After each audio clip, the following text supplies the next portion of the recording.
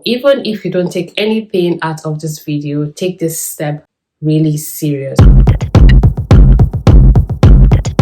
Hi guys, you're welcome back to my channel, and if this is your first time here, you're also very much welcome. My name is Candy and I make content on food, hair, motherhood and lifestyle in general, and I've recently added vlogging to my channel, so I've got lots of content for you guys. Today's video I'll be talking about everything hair. I will be talking about the basics of having a natural hair, those basic things you need to understand before either going natural, or if you're already natural and you're struggling, then this video is for you. I was once at a place where I was struggling myself. I am still struggling because being natural isn't easy, but we learn every day. So I have put in some tips I think will be very useful to you because I made some mistakes, and I think if I knew what I know now, my journey would have been a little bit easier. So you're in luck because then you don't have to make the kind of mistakes that I made.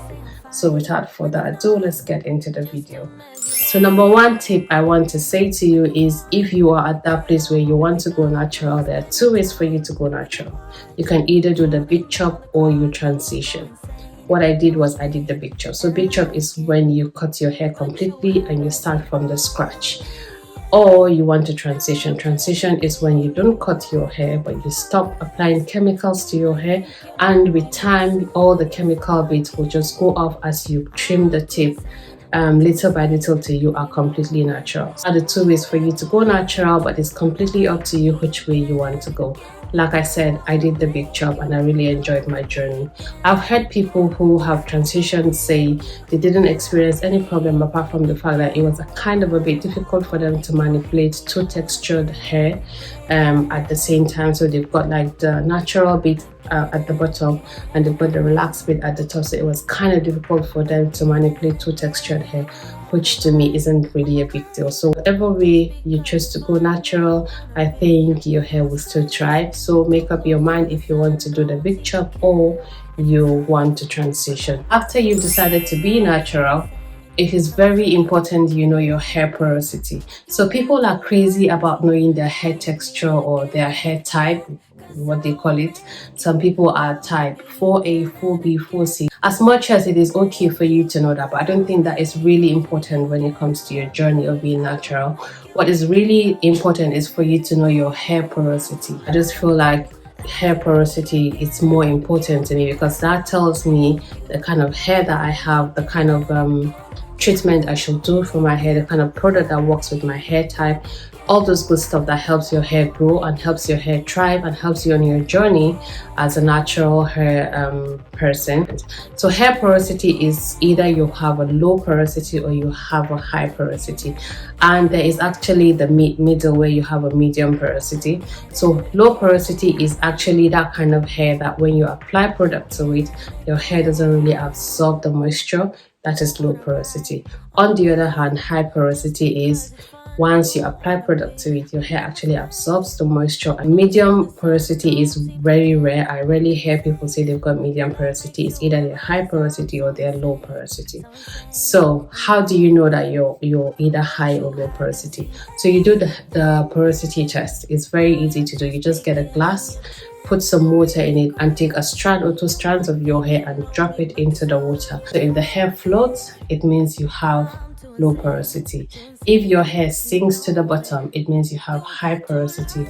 And if your hair stays in the middle, then you have medium porosity. It's as easy as that. It is more important to know your hair porosity as opposed to know your hair type. Once you find out your hair porosity, it makes your journey a lot easier because then you know product to use and you know how to manipulate your hair. The third step is just basically to motivate you mentally. This is just to let you know that being natural isn't cheap. The most expensive or some of the most expensive products on the shelf are natural hair products. So as you're going natural, bear that in mind that you are going to be spending some coins on your hair.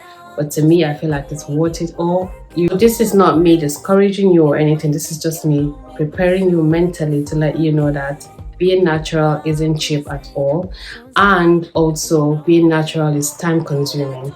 Sometimes it takes me 3 hours or more to just do my hair routine. Trying to prepare you mentally so that as you're getting into this journey, you know what you're getting into. You don't want to start and then you discover all these things and then you get frustrated and then you give up. But if you prepare yourself mentally, knowing this is what I should expect, it helps the journey a little bit. It helps make the journey a little bit easier. My next step is for you not to be a product junkie. So I've just told you how expensive it is for you to be natural. The next step is for you not to be a product junkie. Being a product junkie, it's really, really bad. One, you're going to be spending so much money that you don't need to be spending.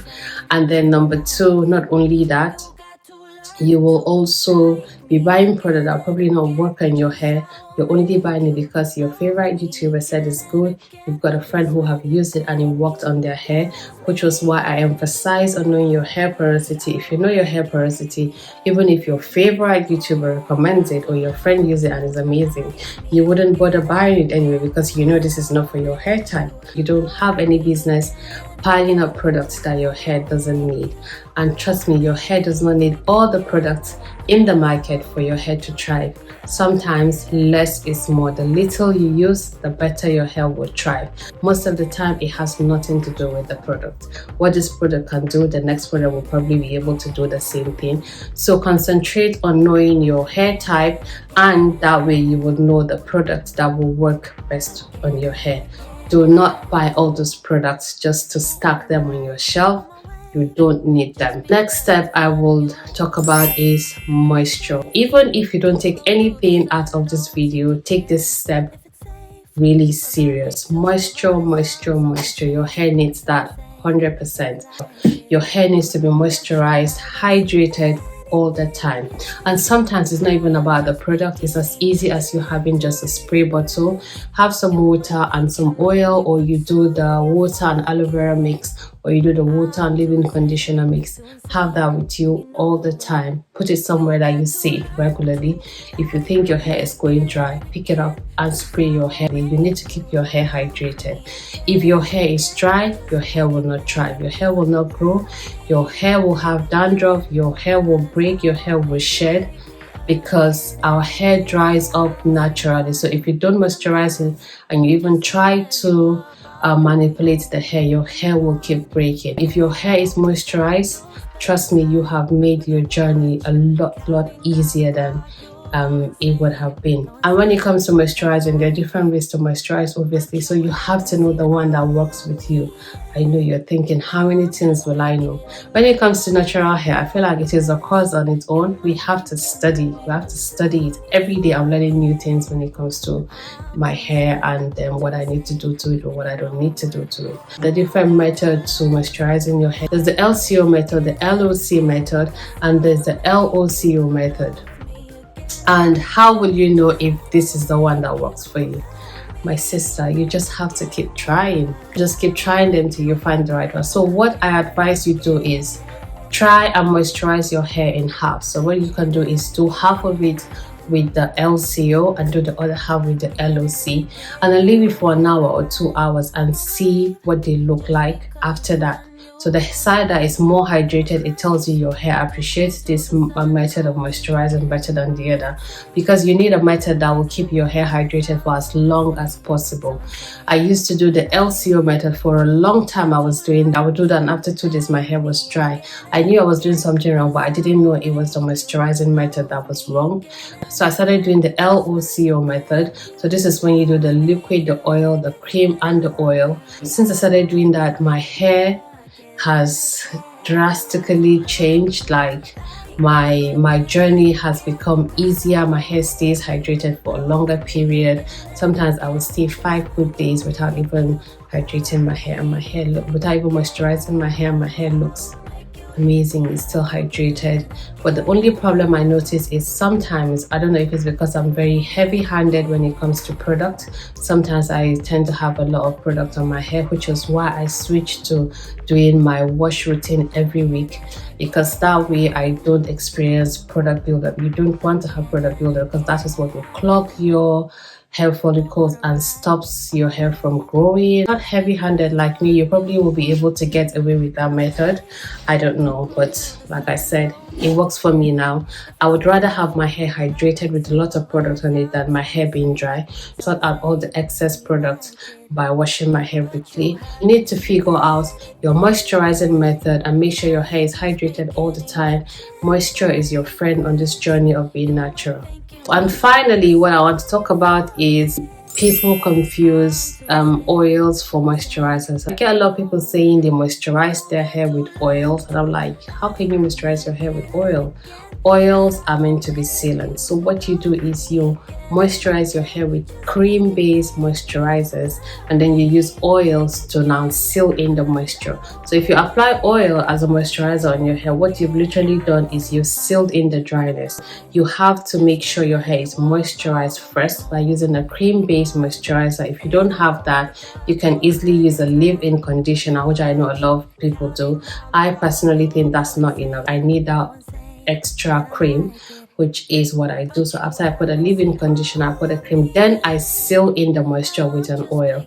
Do not confuse one for the other. Moisturizers are completely different from oils. They do different things and they serve different purposes. So guys, I know there's a lot when it comes to natural hair, but trust me, it gets better with time. There are a lot of mistakes I made when I went natural, or there are a lot of things I know now I wish I knew then. I would have done things way differently, and probably I wouldn't have experienced some things that I did. I recently had to cut my hair because my ends were looking dead. Even though when people see this, say, oh, your hair looks nice, but I knew my hair should be better than this, so I had to cut my hair just because I want my hair to thrive. And I think it's because of some things I have done in the past that have gotten me to that stage where my hair was just looking dead. But if you have this video, you're starting now, you have the opportunity not to make the same mistakes some of us made, because I just feel like now when it comes to natural hair, most of these top YouTubers and hair gurus don't really tell you how to know all these basics that will help you make the right decision when it comes to taking care of your hair. There's so much when it comes to natural hair, and these are just few tips I have given. If you want me to do a part 2 of this video and tell you more of the things that you need to know on your journey of being natural, then I am more than happy to film that for you. Just leave me a comment letting me know and I will do a part 2 of this. And also, if you've got any questions you want to ask me, feel free, leave them in the comment section. I will be more than happy to answer them for you. I have come to the end of my taste, but I just want to say this to you. I know from the beginning it might seem rough, it might seem that things are not working out. It gets better with time. It's those kind of things that you literally learn on the job. As you are on your journey, you learn new things every day, you make corrections, you change things, and things get better. Thank you guys for watching. Thank you for even clicking on this video. If you haven't subscribed, this is the time for you to subscribe. I've got more content coming, and make sure you click on the notification bell so that when I do post a video, they will notify you. For those who are subscribed already and tell me, oh, they don't see my videos, it's because you didn't click on that notification bell. I think you can still do that. Go ahead and do that so that when I do post a video, you will be notified that there's a new video on my channel. Give me a thumbs up as well, because that really helps YouTube push my videos for other people to see that. Thank you very much, and you take care. Bye bye.